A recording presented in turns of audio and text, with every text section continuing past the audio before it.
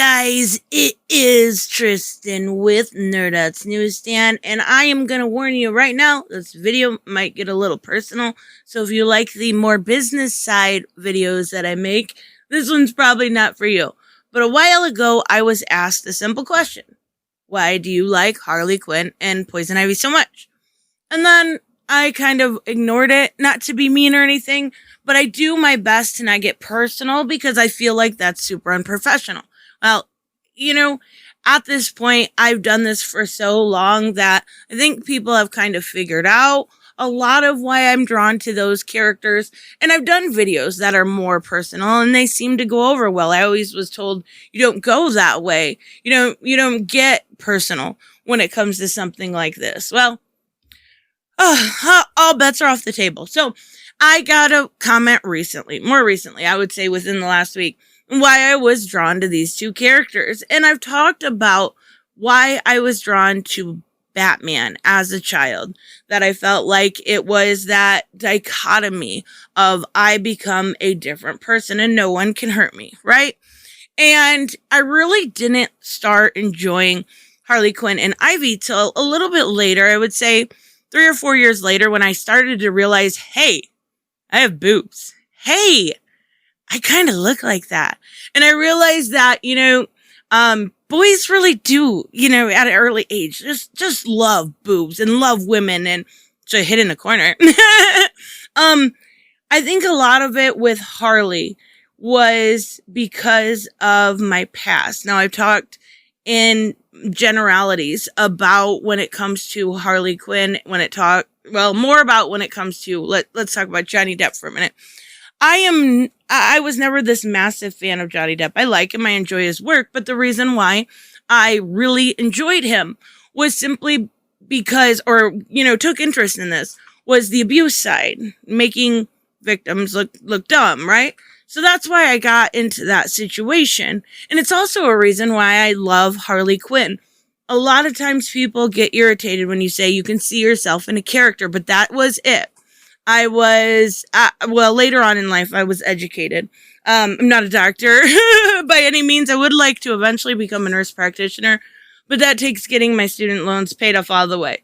So that's what I'm working on. But I had that psychotic, abusive relationship that I felt like was very similar to what she went through. I can't think of what it's called when you keep going back. It's something syndrome where you actually start to blame yourself. Yes, I've been through that. I went through that, even though I didn't realize I was doing that, if that makes sense. So that's a lot of the reason why both I'm drawn to her and see myself in her. And that I also was drawn to the Johnny case, right? So it's not just that, though. When I was younger, I've talked in quite detail. I think it was my walk away video where I talked about, I worked on the Kerry campaign and I was a weirdo lefty and I was like, the earth is going this and that. Without knowing anything, it was the Dunning-Kruger effect. I read one article and I was like, oh my God, I know everything about trees. We need more trees. We're never going to be able to breathe. Like, this is like 13, 14, 15-year-old me, right? I don't know anything about that. But then I seen Ivy was into that. And I was like, I'm really into that too now. I'm so into that. Like, I was a dumb kid. I think we all are.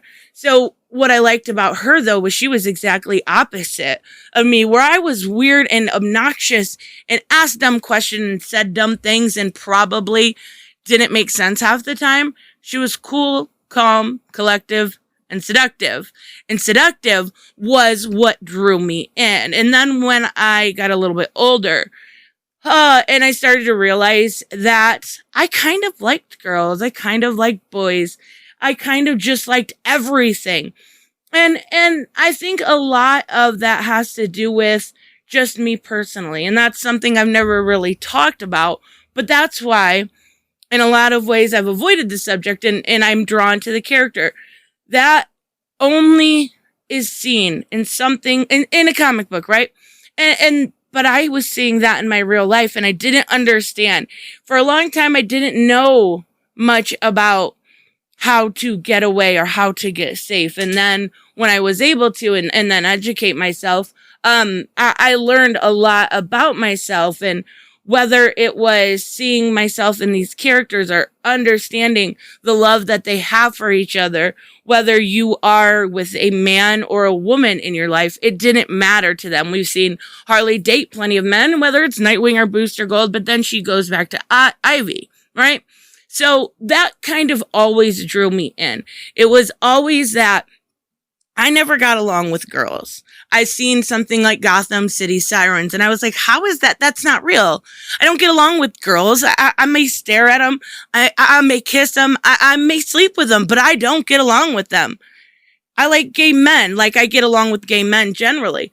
And that's, growing up was always my best friends. I had 2 best friends that were really just the gayest of the gay, and we would be able to talk about things together, right? Whether it was boys or girls, or it didn't matter. And I think a lot of, whether it was Red Tool or something like that, looking at something that someone that's relatively, had a crazy life, but is still able to maintain some sort of stable. Okay, well, it's a comic book. It's not that stable, but you understand what I'm saying.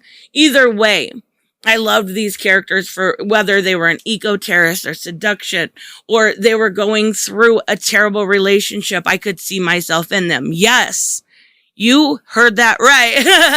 I don't understand why people have issues with that. I see myself in a lot of people, but generally those two one was what I saw myself in, right? Ivy or Harley, but Ivy was always what I wanted to be. I wanted to be seductive and funny and not trip over my foot. And it wasn't there. So I loved looking at that. I love okay, well, she's doing this. Maybe if I pull my shirt down more, show a little more cleavage, I can be like, you know what I'm saying? Like, probably not a good way to, take lessons, but from, comic books, but even going back to when I was a kid, we would play on the schoolyard and it'd be like, you're my Alec Holland and I'm going to take you over.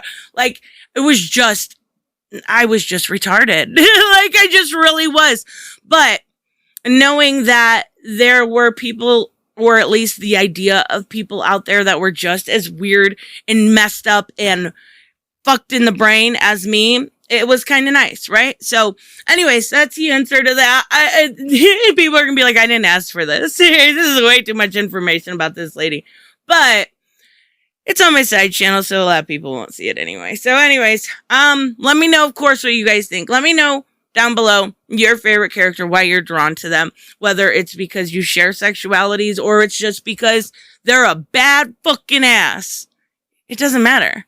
Because we all like things for certain reasons, and we are all kind of tied together in that comic book fandom to, learn from and live from, and maybe at one point actually get along with. Yeah, that's not gonna happen very long because, oh geez. Well, anyways, I will see you guys in the next one. Bye-bye.